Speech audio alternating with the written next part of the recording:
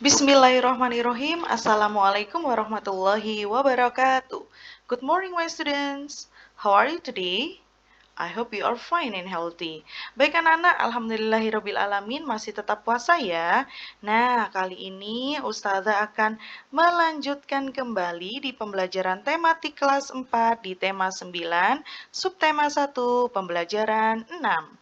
Nah, kali ini kita akan belajar mengenai hak dan kewajiban terhadap lingkungan.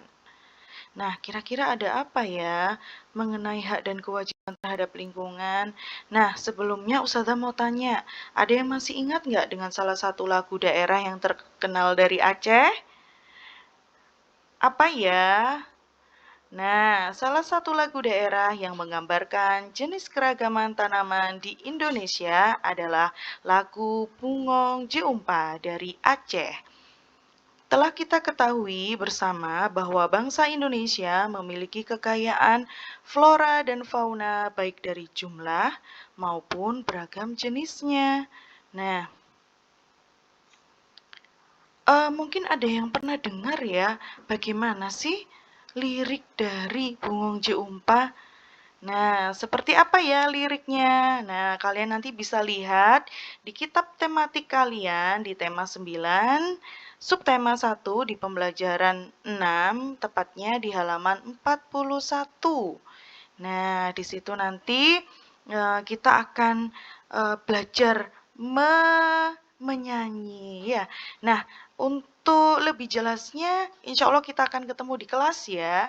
Nah, baik anak-anak, setelah kita tadi melihat bagaimana sih lirik dari Bungong Jeumpa, ternyata lagu Bungong Jeumpa itu memiliki makna atau arti, yakni bunga cempaka.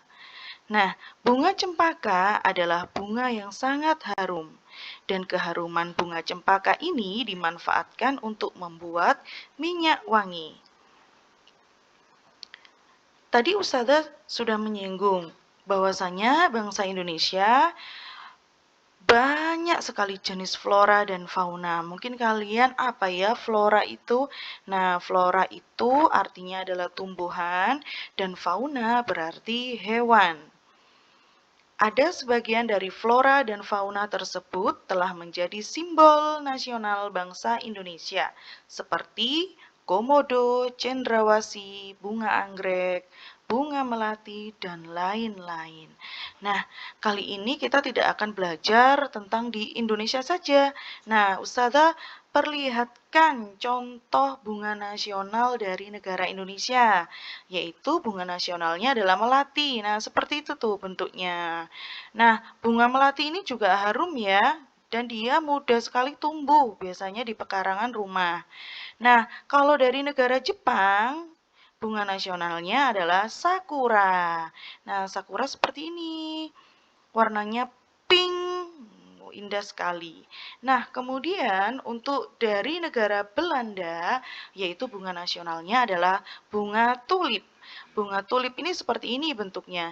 Nah, bunga tulip ini juga beraneka macam warna, mulai dari merah, kuning, ungu, putih, bahkan ada juga yang warnanya pink juga ada atau merah muda.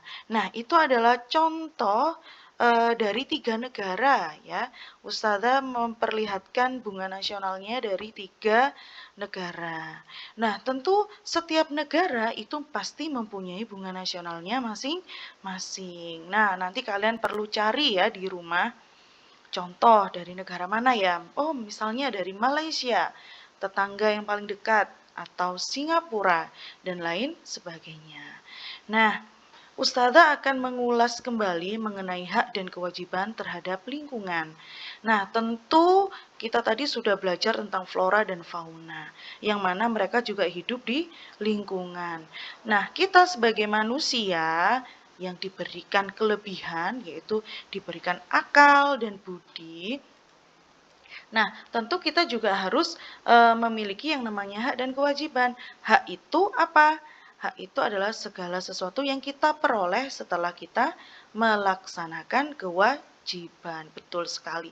Nah, kalau kewajiban itu segala sesuatu yang harus kita lakukan. Nah, di situ Ustazah memberikan contoh gambar. Gambar apa ya? Untuk mendapatkan hak menikmati keindahan dan keasrian lingkungan, kita perlu menjalankan kewajiban. Keduanya harus tetap seimbang agar lingkungan alam tetap asri. Nah, gambar apa yaitu? Betul sekali. Nah, kali ini di poin pertama Ustazah akan membahas mengenai hak dan kewajiban terhadap hutan. Nah, hutan itu adalah paru-paru dunia. Nah, ternyata kita itu juga mempunyai hak akan hutan. Contoh haknya apa Ustazah? Mendapatkan udara segar, menikmati keindahan hutan, memanfaatkan kayu pohon sesuai aturan. Nah, sesuai aturan di sini adalah kita bisa melakukan yang namanya tebang pilih ya, yaitu menebang pohon yang berusia sudah tua. Nah, setelah kalau kita bisa memperoleh hak kita, maka kita juga harus menjalankan kewajibannya terhadap hutan. Apa saja itu? Yaitu melakukan reboisasi. Nah, setelah pohon-pohon yang sudah kita tebang, yang sudah manusia tebang, itu seharusnya kita tanam kembali.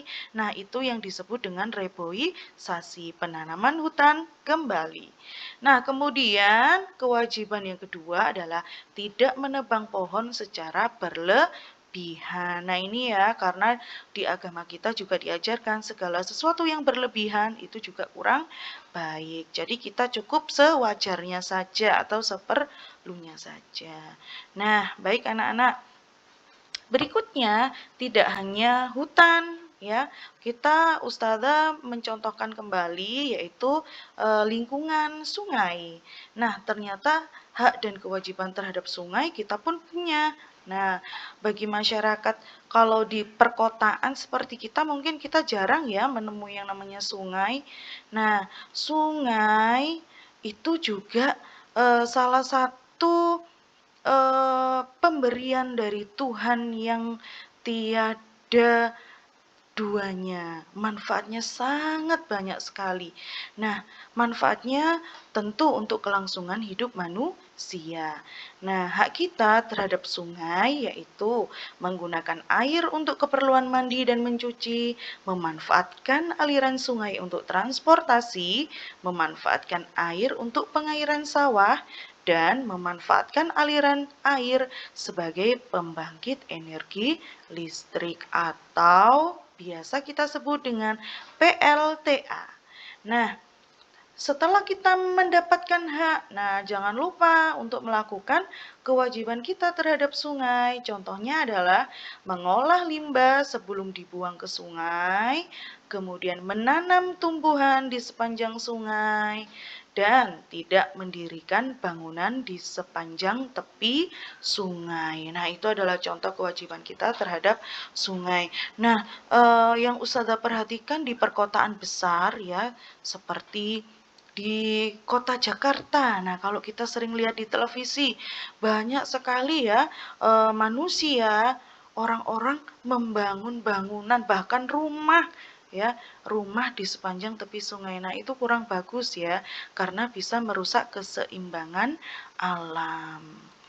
Nah, anak-anak, itu tadi penjelasan Ustazah mengenai hak dan kewajiban terhadap lingkungan, kemudian tentang flora dan fauna, dan arti dari bungong lagu daerah Aceh yaitu bungong Jeumpa.